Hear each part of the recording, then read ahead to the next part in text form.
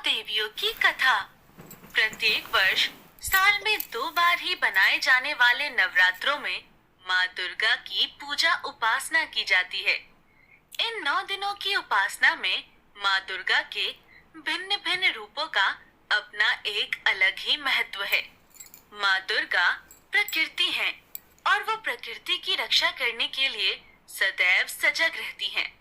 माँ ने अनेक रूपों में अवतार लिए। माँ के 9 रूपों की उपासना भक्तगण पूरी भक्ति के साथ करते हैं और माँ दुर्गा के प्रत्येक रूप के पीछे धार्मिक, सामाजिक और सांस्कृतिक महत्व है। आइए पहली नवरात्रि में पूजे जाने वाली माँ शैलपुत्री के बारे में विस्तार से जानते हैं। माँ दुर्गा का सर्वप्रथम रूप शैलपुत्री है।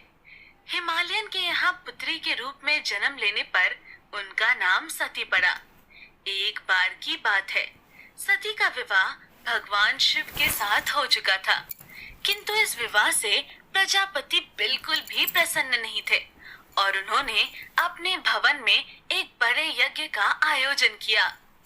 स्वामी, आपने सब देवी देवताओं, गंधर्व, अपनी पुत्री, अपनी जमाताओं सबको इस यज्ञ में शामिल होने का न्योता दिया है, किंतु स्वामी आप भूल रहे हैं कि आपने महादेव और सती को इस यज्ञ में नहीं बुलाया। कौन महादेव? वो जो हर समय मरे हुए लोगों की भस्म से अपने शरीर को रंगते हैं, जिनके इर्द गिर्द दैत्य और गणों का जमावड़ा रहता है। उस पुत्री को निमंत्रण दूं जिसने अपने लिए एक ऐसे वर की इच्छा की है। मैं इस महायज्ञ में ऐसे किसी भी साधु को आमंत्रित नहीं करूंगा जिसके माता पिता तक का नाम भी ना पता हो। किंतु स्वामी, ये तो आप अपनी पुत्री के साथ अन्याय करेंगे।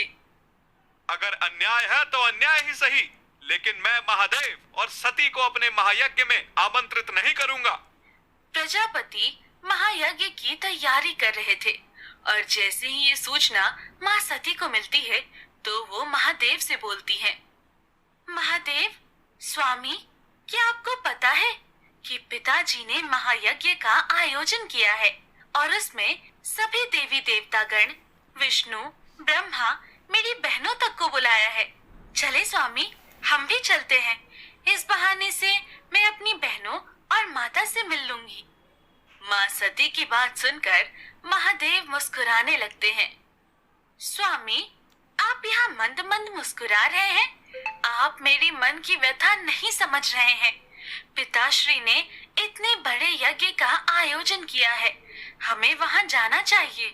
प्रिय, ये अच्छी बात है कि आपके पिताजी ने एक महायज्ञ का आयोजन किया है तथा सभी को आमंत्रित किया है, किंतु सती, तुम भूल रही हो कि उन्होंने हमें आमंत्रित नहीं किया है और बिना किसी के निमंत्रण के जाना सभ्य नहीं होता। आप भी कैसी बातें कर रहे हैं महादेव? भला एक पिता अपनी पुत्री को निमंत्रण पत्र क्यों देगा? ये तो पुत्री का कर्तव्य है कि अगर उसके मायके में कुछ हो रहा है तो वो बिन बुलाए चली जाए। नहीं प्रिय, ये बिल्कुल अनुचित है। माना वो तुम्हारे पिता हैं और तुम उनकी पुत्री हो, किंतु तुम अब विवाहित हो। तुम्हारा विवाह मेरे साथ हुआ है।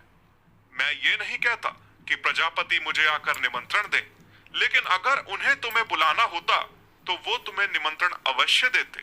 इसीलिए हम दोनों का वहां जाना उचित ना होगा। किंतु माँ सती ये जानने के बाद कि उनके पिता प्रजापति ने यज्ञ का आयोजन किया है तथा सभी को आमंत्रित किया है, अपने आप को रोक नहीं पाती। वो महादेव से आज्ञा लेकर अपने पिता के यहाँ जाती हैं। पिताजी, आपने इतने बड़े यज्ञ का आयोजन किया और अपनी पुत्री को नहीं बुलाया। मैंने जिन जिन लोगों को आमंत्रित करना था उन सबको आमंत्रित कर लिया है, और वैसे तुम बगैर निमंत्रण के यहाँ आई हो। आप अब ऐसा तो मत कहिए। सती कितने दिल से आई है। आओ पुत्री, तुम्हारा स्वागत है। महादेव नहीं आए? माँ, मुझे जैसे ही पता चला महायज्ञ हो रहा है, मैं यहाँ आ गई। मैंने महादेव से कहा था, किंतु उन्होंने कहा कि बगैर निमंत्रण किसी के यहाँ नहीं जाना चाहिए। सती, तुमसे समझदार तो तुम्हारा वो पति ठहरा। शमशान की राख को शरीर पर लपेट कर रहने वाले का मेरे यज्ञ में कोई स्थान नहीं है। पिताजी, आपको जो कहना है मुझे कह लीजिए, लेकिन महादेव के बारे में अन्यथा कोई भी अपशब्द मत बोलिए। क्यों ना कहूं? क्या वो इस यज्ञ में आने के योग्य है? भूत पिशाचों के बीच में रहता है, घर तक नहीं है उसके पास। मुझे तो तुम्हें भी इस हालत में देखकर आश्चर्य होता है। तुम भी उसके साथ साथ रहकर उसी के जैसी हो गई हो। देखो अपनी बहनों को, उनके पतियों को, सबके वस्त्र देखो, आभूषण देखो। आखिर उस अघोरी ने तुम्हें दिया ही क्या है? बस कीजिए पिताजी, मैं आपको कुछ नहीं कह रही हूँ, तो आप महादेव के बारे में कुछ भी बोले जा रहे हैं। सही कह रहे थे महादेव, मुझे यहाँ आना ही नहीं चाहिए था। जहाँ एक स्त्री के पति का अपमान होता हो, उसे उस स्थान पर रुकना ही नहीं चाहिए। तुम्हें मैंने वैसे भी निमंत्रण नहीं दिया था। तुम अभी इस समय इस यज्ञ से चली जाओ। अपना तथा महादेव का अपमान माँ सती सह नहीं पाई और उन्होंने अपने पिता प्रजापति को दंड देने के लिए स्वयं को यज्ञ की अग्नि में स्वाहा कर दिया। उन्हें ऐसा करते देख उनकी बहन और माता चित्कार उठी और उधर महादेव को जैसे ही आभास होता है कि शैलपुत्री अग्निकुंड में स्वाहा हो रहे हैं, वो क्रोधित होकर महाराज प्रजापति के यहाँ उपस्थित होते हैं। सती के जलते हुए शरीर को देखकर भगवान शिव दारुण दुखी से दुखी हो उस यज्ञ को ध्वस्त कर देते हैं और माँ सती के जलते हुए शरीर को हाथों में उठाकर दुखी मन से वहां से चल देते हैं। माँ सती के शरीर के जलते हुए अंग जहाँ जहाँ पर गिरे, वो धरती पावन हो गई। वहीं माँ सती आगे चलकर हिमालय के यहाँ पुत्री के रूप में जन्म लेती हैं और अगले जन्म में भी वो भगवान शिव की अर्धांगिनी बनती हैं। माँ शैलपुत्री के इस रूप में हमें अनंत शक्ति का आभास होता है। माँ शैलपुत्री का वाहन गाय है तथा माता के इस रूप की आराधना करने से मनुष्य का चंद्रमा सही रहता है। वहीं दूसरा नवरात्र माँ दुर्गा के स्वरूप ज्ञान की देवी ब्रह्मचारिणी का मनाया जाता है। माँ ब्रह्मचारिणी की कथा मनुष्य को जीवन के कठिन क्षणों में संबल बनने की प्रेरणा देती है। माँ ब्रह्मचारिणी ने भी हिमालय के यहाँ पुत्री के रूप में जन्म लिया और जब उनके विवाह की बात चली तो एक दिन नारद मुनि उनके समक्ष उपस्थित होते हैं। नारायण नारायण। हे माते, आपके घर में आपके विवाह की बातें चल रही हैं, किंतु मैं यहाँ ये अवगत कराने आया हूँ कि आप अपने पिछले जन्म में सती थी और आप भगवान शिव की अर्धांगिनी थी। आपके देह दाह करने के पश्चात भगवान शिव घोर तपस्या में लीन हो गए। हे माते, संसार के कल्याण के लिए तथा महादेव की तपस्या को समाप्त करने के लिए आपका भगवान शिव से विवाह होना अत्यंत आवश्यक है। हे ऋषिवर, आपने मुझे इस बात से तो अवगत करा दिया, किंतु महादेव को मैं कैसे पा सकती हूँ, इसका वर्णन तो आपने किया ही नहीं। नारायण नारायण। आप तो स्वयं ज्ञान से परिपूर्ण है माते, और आप ये भली बात ही जानती हैं कि महादेव को पाना इतना भी सरल नहीं है। उसके लिए तो आपको तपस्या करनी होगी। आपकी तपस्या ही महादेव को फिर से प्रकृति के समीप ले आएगी।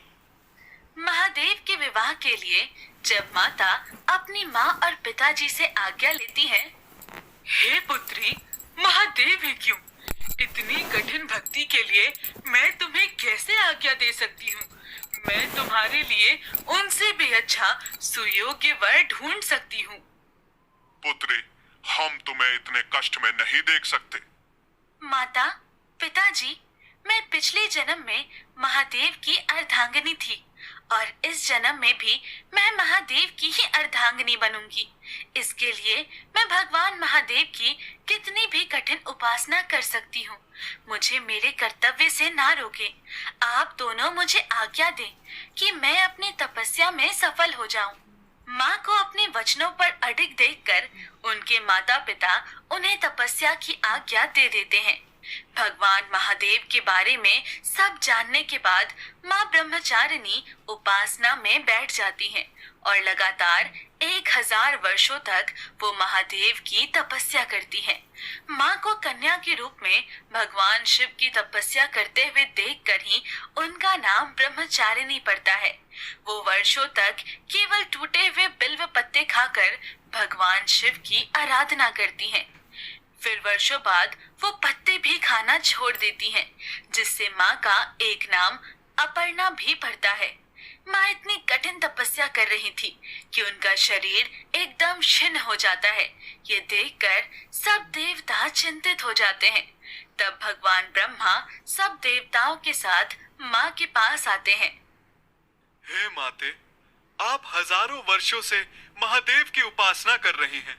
इतना कठिन तप और तपस्या आज तक कभी भी किसी ने महादेव के लिए नहीं किया है। आपको इसका फल अवश्य प्राप्त होगा। किंतु हे माते, आप बहुत ही निर्बल हो गई हैं। भगवान शिव चंद्रमौली रूप में आपसे ही विवाह करेंगे, किंतु अभी आप अपने घर जाकर विश्राम कीजिए। हे ब्रह्मदेव, मैंने जब उपासना का संकल्प लिया था तो ये प्रण भी लिया था कि जब तक महादेव स्वयं आकर मुझे इस तपस्या से नहीं रोकेंगे, मैं ये तपस्या कभी बंद नहीं करूंगी। किंतु हे माते, आप इतनी अत्यंत दुर्बल शरीर के साथ उपासना कैसे कर पाएंगी? मैंने आपके माता पिता को संदेश भिजवा दिया है। वो किसी भी क्षण यहाँ आकर आपको ले जाएंगे। मैं तब तक अपने घर नहीं जाऊंगी जब तक महादेव स्वयं आकर मुझे दर्शन नहीं दे देते। माँ अपने माता पिता को भी यही बोलती हैं तथा उन्हें वहाँ से चले जाने को कहती हैं। फिर वो वर्षों तक भगवान शिव की इसी तरह ही उपासना करती रही और एक दिन भगवान शिव उन पर प्रसन्न हो जाते हैं। हजारों वर्षों से तुम्हारी कठिन तपस्या ने मुझे विवश कर दिया है कि मैं स्वयं तुम्हारे सामने उपस्थित हूँ। आपके दर्शन पाकर मैं धन्य हो गई महादेव, किंतु जब तक आप मुझे इस बात का आश्वासन नहीं देंगे कि आप मुझे अपनी अर्धांगिनी के रूप में स्वीकार करेंगे, मैं अपने घर नहीं जाऊंगी।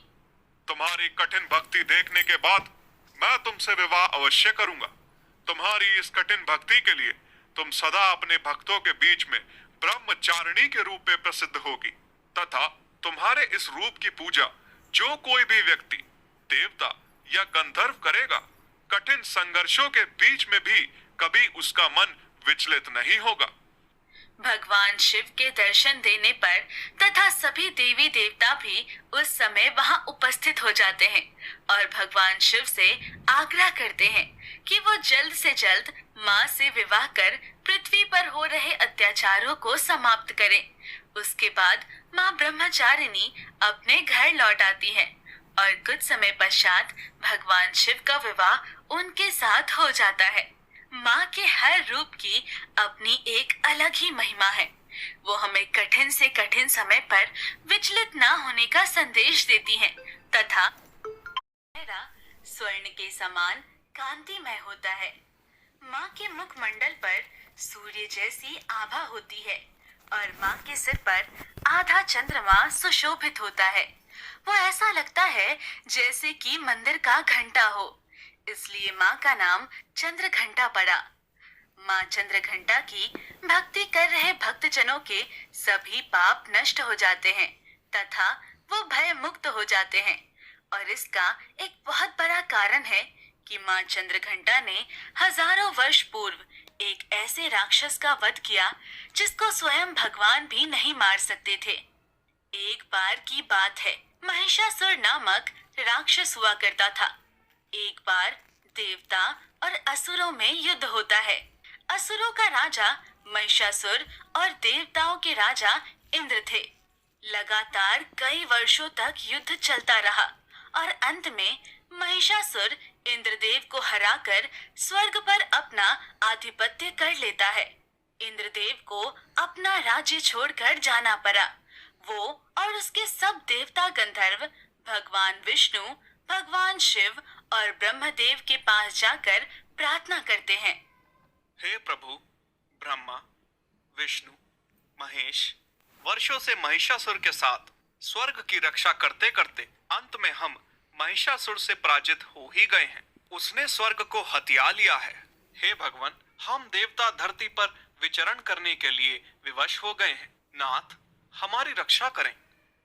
इंद्रदेव, हम आपकी सहायता कर तो दें, किंतु महिषासुर को ब्रह्मदेव से वरदान प्राप्त है कि उसे कोई भी देवता, गंधर्व या भगवान नहीं मार सकता। इसीलिए उसकी अराजकता दिन पर दिन बढ़ती जा रही है। वरदान प्राप्त होने से उसकी शक्तियां पार हो गई हैं, किंतु उसका विनाश नहीं हो सकता। ये उसकी भूल है। हे भगवान, उसकी कठिन तपस्या देखने के बाद मैंने उसे वरदान दिया था, किंतु उसने इसका गलत प्रयोग कर अपनी मृत्यु को स्वयं बुलावा दिया है। तभी तीनों देवता अपने अंदर से एक ऊर्जा उत्पन्न करते हैं और समस्त देवतागण भी अपनी शक्तियां उस ऊर्जा में समाहित कर देते हैं, जिससे शक्ति का रूप लिए मां चंद्रघंटा प्रकट होती हैं।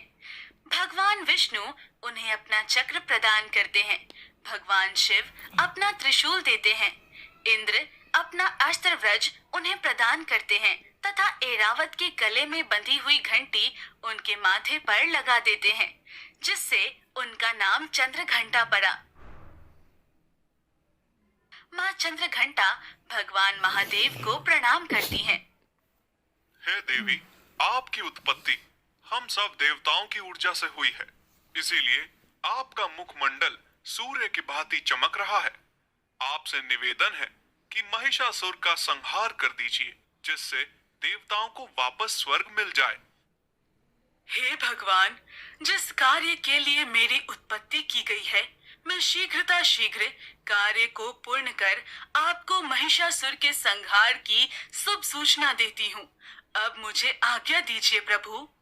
ये कहकर वो देवी अपनी सवारी सिंह पर सवार होकर अपनी 8 भुजाओं में अपने अस्त्र, खड़ग, तलवार, चक्र, गदा, त्रिशूल और धनुष लेकर चल पड़ती हैं। उनके मुंह से निकली हुई गर्जना से तीनों लोग कांप उठते हैं और फिर वो महिषासुर को युद्ध के लिए ललकारती हैं।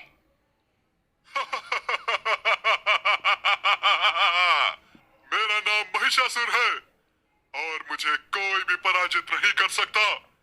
देवताओं में जब युद्ध करने की क्षमता खत्म हो गई है, तो उन्होंने ये देवी उत्पन्न कर दी है। उन्हें क्या लगा कि वो ऐसे कोई भी चमत्कारी चीज मेरे पास भेजेंगे और वो मेरा वध कर देगी। महाराज, इस बात को अन्यथा ना लें। मैं स्वयं देख कर आया हूँ। वो सब अस्त्रों से परिपूर्ण हैं। उनके मुखमंडल पर एक अलग ही आभा है और उनकी आंखों में क्रोध के मारे ज्वाला उत्पन्न हो रही है। उसने हमें युद्ध के लिए ललकारा है। जाओ, सभी सैनिकों को लेकर जाओ और उसके साथ युद्ध करो। देख लेना, तुम लोग ही उसे क्षण भर में नष्ट कर दोगे। किंतु जिस तरह महिषासुर सोच रहा था, उसका बिल्कुल विपरीत होता है। माता चंद्रघंटा उसके भेजे गए सभी असुरों का संहार कर देती है। उसके बाद महिषासुर अपने अधीन बड़े बड़े राक्षस और दानवों को माँ चंद्रघंटा से लड़ने के लिए भेजता है।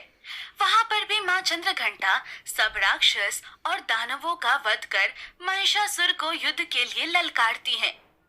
कायर महिषासुर, तुझे तो अपनी असीम शक्तियों के ऊपर घमंड है, फिर भी तू अपने दानवों और राक्षसों को मुझसे युद्ध करने के लिए भेज रहा है। यह तेरी कायरता को दर्शाता है। अगर तू खुद को शक्तिमान मानता है तो आकर मुझसे युद्ध कर। माँ चंद्रघंटा के युद्ध के लिए ललकारने पर महिषासुर, जो कि एक मायावी राक्षस था, अपना रूप बदलकर माता के सामने प्रकट होता है।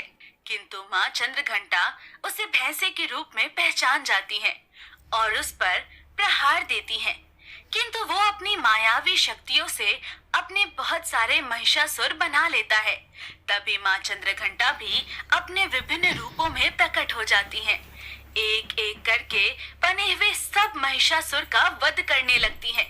तभी महिषासुर भैंसों के रूप में माँ के शेर को ललकारता है और वो शेर आगे बढ़कर जैसे ही उस भैंस के बीच में से पकड़ता है, उसमें से महिषासुर निकलता है और माँ चंद्रघंटा तभी अपना त्रिशूल लेकर उसका वध कर देती हैं। माँ के द्वारा महिषासुर के मारे जाने पर सभी देवता माँ चंद्रघंटा की प्रशंसा कर उनकी आरती करते हैं। माँ चंद्रघंटा अपने आप में बहुत शक्तिशाली थी, इसलिए जो भी भक्तगण माँ चंद्रघंटा की पूजा करता है वो भय मुक्त हो जाता है और माँ चंद्रघंटा का मुख्य मंडल सूर्य के भांति चमकता है, इसलिए वो शुक्र की देवी भी है। महिषासुर के वध के बाद इंद्र अपने सभी देवताओं और गंधर्व के साथ वापस स्वर्ग में जाकर राज करने लगते हैं। पर वहीं माता का चौथा नवरात्र आता है, जिसमें सब लोग माँ कुष्मांडा की पूजा अर्चना करते हैं। इन माँ कुष्मांडा के मुख्य मंडल की आभा कांतिमय आभा है। इनके चेहरे पर सदैव एक मंद मुस्कान रहती है।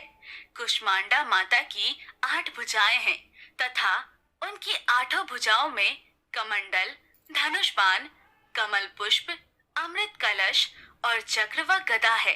उनकी एक भुजा में सिद्धियों और निधियों को देने वाली एक जप माला भी है। माँ कुष्मांडा को कुष्मांड कद्दू की बलि पसंद है, इसलिए इन माँ का नाम कुष्मांडा पड़ा और उनका प्रिय वाहन सिंह है।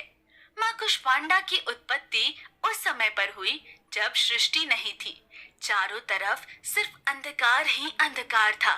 तब अचानक एक दिन एक रहस्यमयी हंसी की उत्पत्ति होती है और जब पूरे संसार और सृष्टि में सिर्फ भगवान शिव ही विराजमान थे, भगवान शिव जब ये हंसी सुनते हैं तो वो उन्हें प्रकट होने के लिए बोलते हैं। माँ की हंसी की ध्वनि जो सूर्य के बीच में से उत्पन्न हुई, वहीं से माता की उत्पत्ति हुई। भगवान शिव को प्रणाम करती हैं। हे देवी, क्योंकि सृष्टि को पहले हंसी की ध्वनि आपसे मिली है, इसीलिए आप आदि देवी के नाम से जानी जाएंगी। आपकी उत्पत्ति का एक ये कार्य प्रकृति की संरचना करना भी है। आपकी उत्पत्ति से ही इस संसार में भिन्न भिन्न चीजों की उत्पत्ति होगी। आप ही के तेज से सबके अंदर तेज व्याप्त होगा। भगवान शिव को मेरा प्रणाम। हे प्रभु, मैं तो सिर्फ एक ध्वनि मात्र हूँ।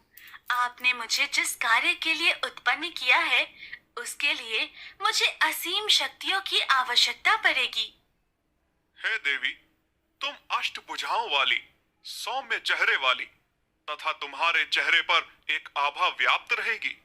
तुम भिन्न भिन्न प्रकार की शक्तियों से परिपूर्ण होगी। सृष्टि के निर्माण के बाद तुम्हें कुष्मांडा नाम से जाना जाएगा और तुम्हें पूजने वाले भक्तों को भय या डर नहीं रहेगा। हे प्रभु, आपकी दी गई असीम शक्तियों का प्रयोग मैं सृष्टि उत्पत्ति में करूंगी। तब आदि शक्ति कुष्मांडा ने पृथ्वी की संरचना की। हमारी पूरी पृथ्वी की उत्पत्ति एक ध्वनि से हुई और वो ध्वनि सारे संसार में व्याप्त है। अगर इस पृथ्वी पर कुछ भी सत्य है तो वो सिर्फ और सिर्फ ध्वनि है। ध्वनि आपको परमात्मा से जोड़ती है और इसलिए माँ कुष्मांडा जो सूर्य के बीच में उत्पन्न है, जो भक्तगण माँ कुष्मांडा की पूजा करते हैं, उनका सूर्य बलवान होता है। 5वीं नवरात्रि में सभी भक्तगण भक्ति में लीन होकर जिस देवी की पूजा अर्चना करते हैं, उस देवी का नाम स्वर्ण अक्षरों में स्कंद माता है। स्कंद माता का मुख्य मंडल शुभ्र वर्ण का है। स्कंद माता की पूजा सभी भक्तगण अधिकतर संतान प्राप्ति के लिए करते हैं। माँ स्कंद माता वात्सल्य की देवी हैं और उनकी भक्ति करने से मूर्ख इंसान भी ज्ञान प्राप्त कर लेता है। इन देवी के स्वरूप की अगर व्याख्या की जाए तो ये 4 भुजाओं वाली देवी हैं। इनकी एक भुजा में एक नन्हा बालक विराजित है, जो कोई और नहीं भगवान शिव के पुत्र कार्तिकेय हैं, जिसे स्कंद भी कहा जाता है। इसलिए इन माता का नाम स्कंद माता है। एक समय की बात है, इंद्र और कार्तिकेय में किसी बात को लेकर बहस हो जाती है और वो युद्ध तक पहुंच जाती है। इंद्र कार्तिकेय पर हमला करने वाला है। ये सुनकर माँ पार्वती क्रोधित हो जाती हैं। इंद्र का इतना दुस्साहस कि उसने मेरे पुत्र पर हमला करने की सोची। लगता है इंद्र को अपनी शक्तियों पर अभिमान हो चला है। गण, अभी के अभी भगवान शिव के पास जाकर इस बात का बखान करो और उन्हें तुरंत इंद्र को दंड देने के लिए कहो। पर उस समय भगवान शिव कैलाश पर्वत पर अपनी आराधना में लीन थे। गण भगवान शिव को आराधना में लीन हुआ देखकर उनके समक्ष जाने का दुस्साहस नहीं कर पाते, इसलिए वो वापस आ जाते हैं। माते, भगवान शिव तो तपस्या में लीन हैं। उन्हें इस समय इस बात की सूचना देना उचित नहीं रहेगा। क्या उचित है, क्या अनुचित है, ये एक माँ से मत कहिए। आप लोग रहने दीजिए, मैं स्वयं जाकर इंद्र के घमंड को चूर करती हूँ। ये कहकर माँ आदि शक्ति के रूप में आ जाती हैं। वो क्रोधित हुई इंद्र के पास पहुँचती हैं। माता पार्वती का रौद्र रूप देखकर इंद्र भय से कांप जाता है और सभी देवताओं के साथ मिलकर माता पार्वती स्कंद माता के रूप में स्तुति करने लगते हैं। हे स्कंद माता, मुझे क्षमा करें। जिस प्रकार कार्तिकेय आपका पुत्र है, हे माता, हम भी आपके पुत्र हैं। जिस तरह आप अपने पुत्र कार्तिकेय की गलतियों और भूलों को क्षमा करती हैं, उसी प्रकार हे माता, हम पर भी अपनी कृपा दृष्टि दिखाइए। हम क्षमा प्रार्थी हैं। भूलवश हमसे ये अहित हुआ है। हे माता, हम पर कृपा करें। सभी लोग स्कंद माता की स्तुति कर उनकी पूजा अर्चना कर उनके क्रोध को शांत करते हैं। तभी भगवान शिव वहां पर आ जाते हैं। हे देवी पार्वती, अपने बच्चों पर क्रोधित मत होइए। माँ अपने बच्चों की भूल को क्षमा करती हैं। आप अपना क्रोध शांत करें। एक माता के मुखमंडल पर अपने बच्चों को लेकर इतना क्रोध शोभा नहीं देता। आप स्कंद के साथ साथ इन सब की भी जननी हैं। महादेव जब माँ पार्वती को शांत कराते हैं तो उनका क्रोध शांत हो जाता है और वो इंद्र देवता को क्षमा कर देती हैं और महादेव माँ पार्वती के इस रूप को स्कंद माता का नाम देते हैं तथा इनकी उपासना करने वाले प्रत्येक भक्तगण की सब मनोकामनाएं पूर्ण हो जाती हैं और उनकी पूजा अर्चना से भक्तगण मोक्ष को प्राप्त